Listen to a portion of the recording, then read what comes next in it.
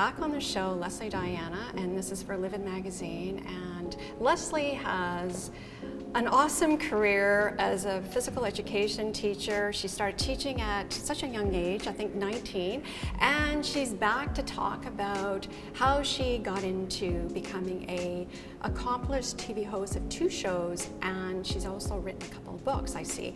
Welcome back, Lesley. Thank you. Oh my goodness, so tell us, how did you fall into becoming a physical education teacher? All right. Kindergarten, I think, too, right? Yes.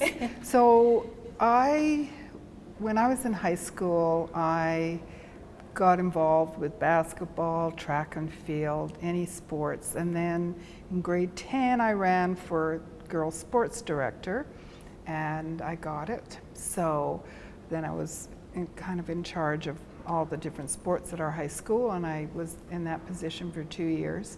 And then the next year in grade 12, I became social director. Oh. So, and then when I went to university, I went in for a teacher. And I'd been a playground supervisor and so on, and I just had an affinity for teaching.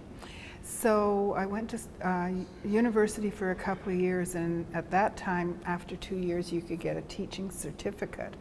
So I had gone to Europe, and I'd got a job in Calgary, but I wasn't making it back in time. So I decided to just go back home to Regina, and I started to become a substitute teacher.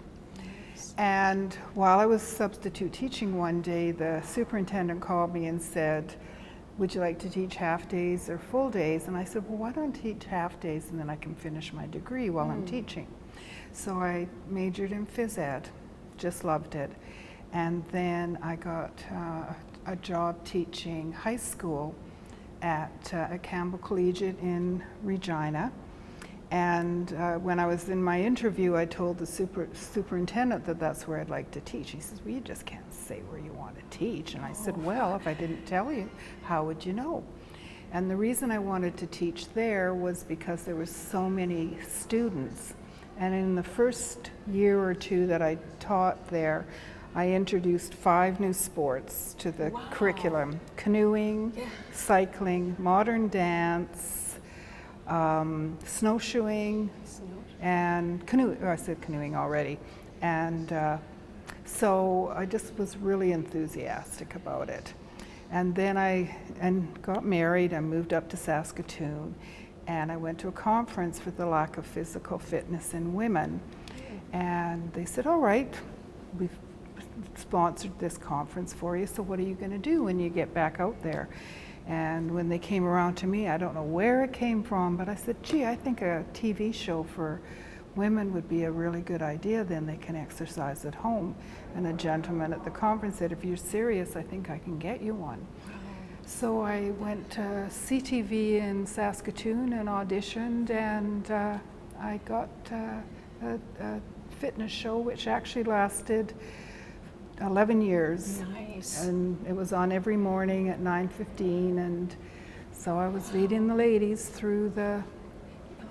So you had this inner, you were being driven. You were I guess being so. like, and you know, I was going to ask you rather, do you come from a family of sports people, minded Yes, people? my dad. Okay. My dad was actually in the Olympic trials for cycling, and he rode the velodrome plus road racing, but sadly he had an accident and broke his collarbone, so that curtailed that. And then he was of course raising the 4 of us, and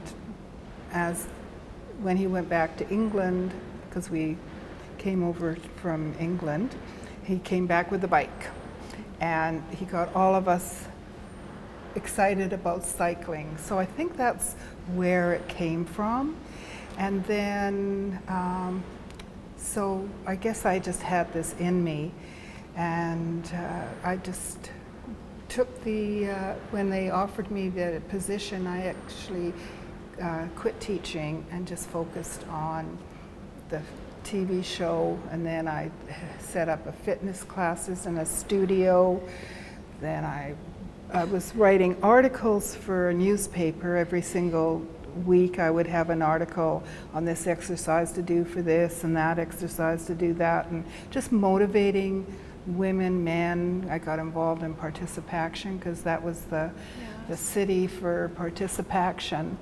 And yeah, so and then I ended up opening a big, it was 5,000 square feet. I had 2 fitness studios, and then I had massage therapists, manicures, pedicures, facials, a jewelry designer, a seamstress, a boutique selling both fitness wear and clothing, and I was a busy girl. You certainly were, and I think, do you believe like transferable skills? So sport teaches you discipline and everything you do, like from that straight on. Now, you know, so tell us about your exercise program today, because you look fantastic. So, you know, I believe in quality of life, improving your lifestyle by exercising. And of course. Yeah, so when I was doing the exercise back there, exercise to music, to me it just motivates you. So today what I do is I go to classes. In fact, I was at one this morning, and it's Pilates, Tai Chi, and yoga. So I do that as many times a week as I can, and then on individual days, twice a week, I do just yoga actually with an instructor that used to be at my gym but is now doing them via Zoom. So we do that there's a group of us, a small group, and I do that twice a week, and then go to my gym the other days. And I just find it exhilarating.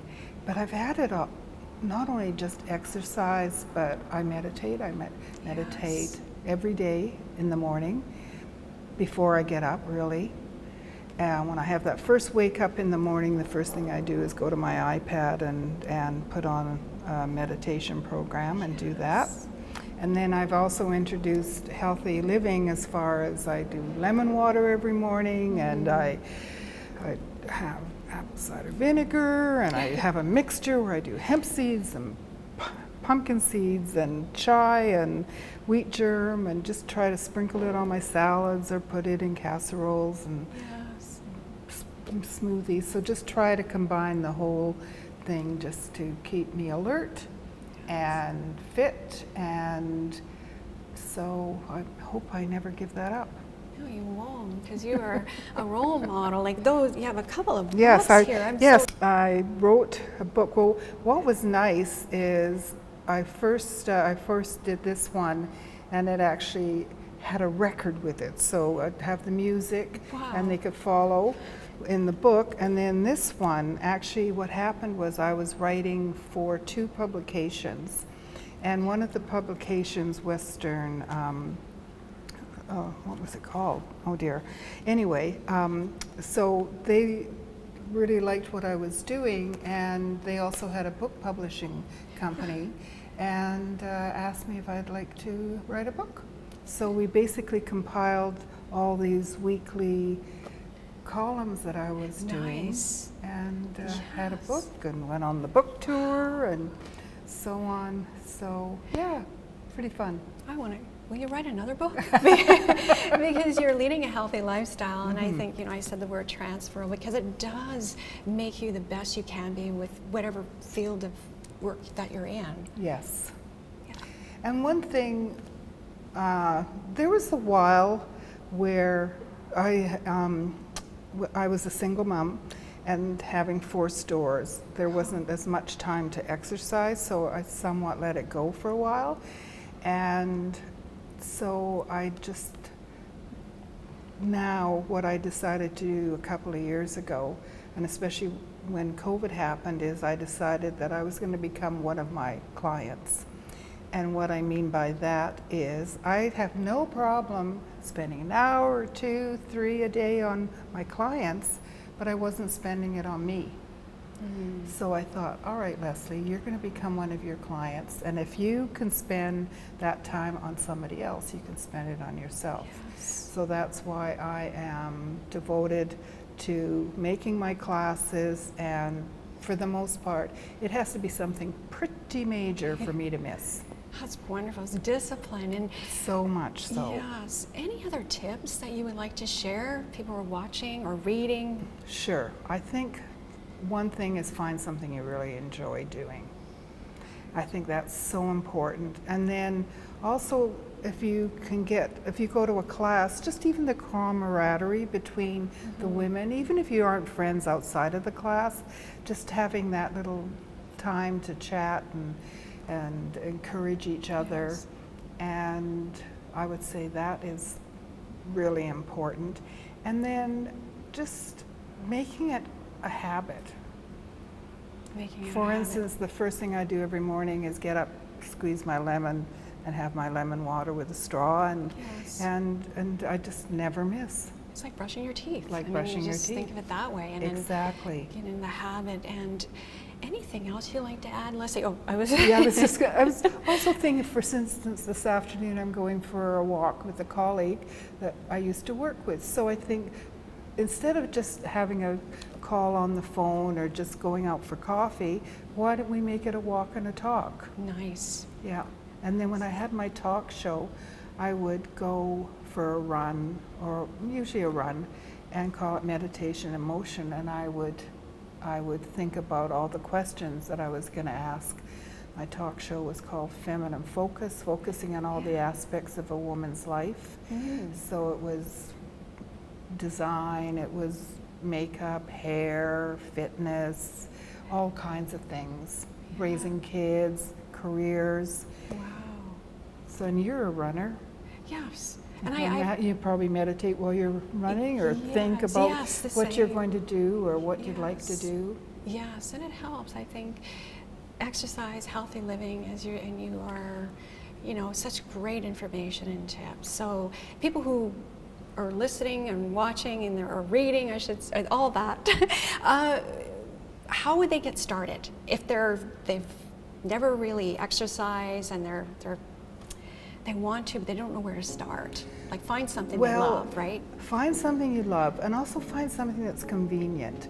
Because I think if you have to drive half an hour to go someplace to do what you're going to do, you may not get there as often, whereas my gym I used to belong to about 4 gyms, and then I narrowed it down to 1 because it was so close. So I have no excuse, it's so close.